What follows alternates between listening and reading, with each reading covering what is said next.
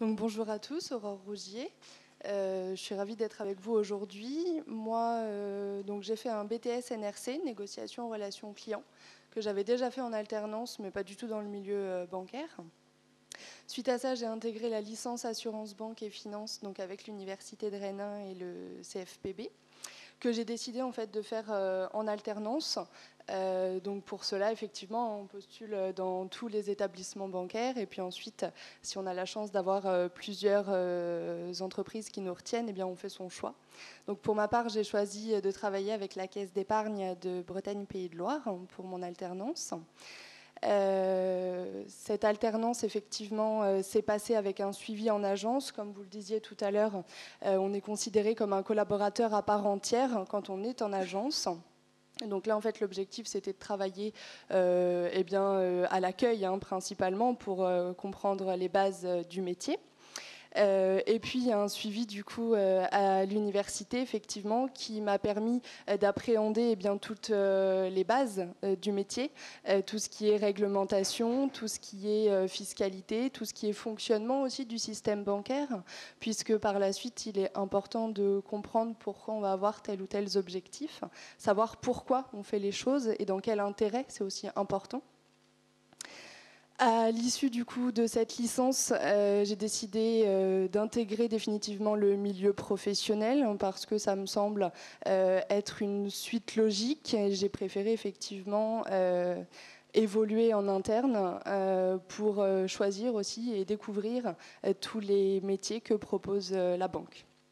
Donc, à l'issue de ça, la Caisse d'épargne m'a proposé un contrat. Donc, en tout, j'ai fait 1 an de CDD, mais au bout de cette année, effectivement, de CDD, où j'avais la charge d'un portefeuille client et de l'accueil. Donc là aussi, pour monter en compétences et apprendre différents domaines. On m'a proposé un CDI. Donc, ce qu'il faut se dire effectivement, c'est que suite à l'alternance, vos opportunités d'avoir derrière un CDI sont quand même bien plus importantes.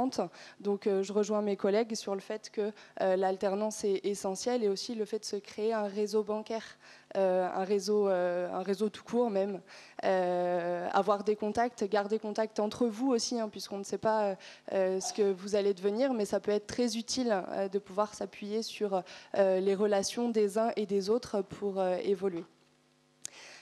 Donc suite à ça, en fait, au bout de quelques mois, la Caisse d'épargne m'a elle-même proposé de devenir gestionnaire de clientèle.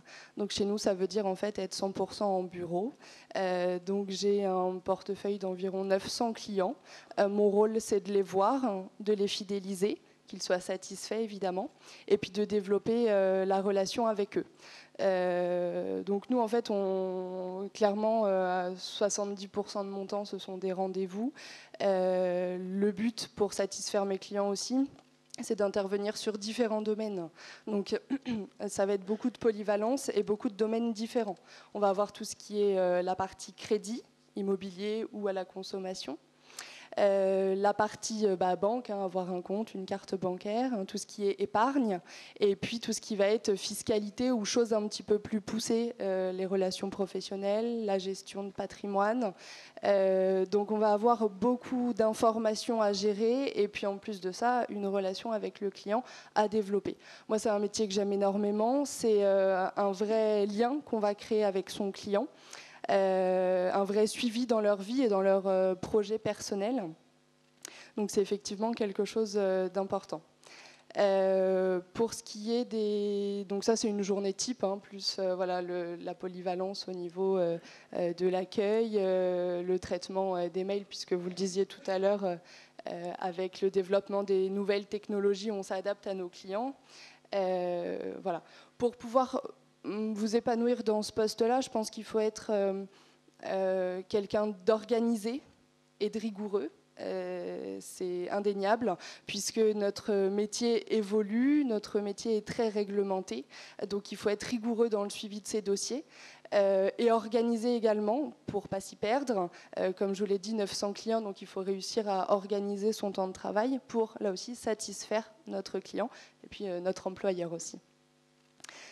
Au niveau des conseils, effectivement, que je peux vous préconiser lors de vos entretiens, c'est d'être curieux de montrer de l'intérêt pour votre interlocuteur et pour le poste. De faire une première bonne impression aussi, c'est important. Et puis également voilà, de montrer votre motivation. C'est très important. Sachez que quand vous rentrez dans le monde bancaire, les métiers sont très vastes. Il y a énormément de métiers. On le voit rien que ce matin. On est 5 et 5 métiers différents. Moi, j'ai fait ma licence en 2013-2014, donc c'est quand même assez récent. Les opportunités par la suite, elles sont variées. Pour ma part, j'aimerais passer sur des fonctions managériales, donc en tant que responsable d'agence et puis par la suite directeur d'agence.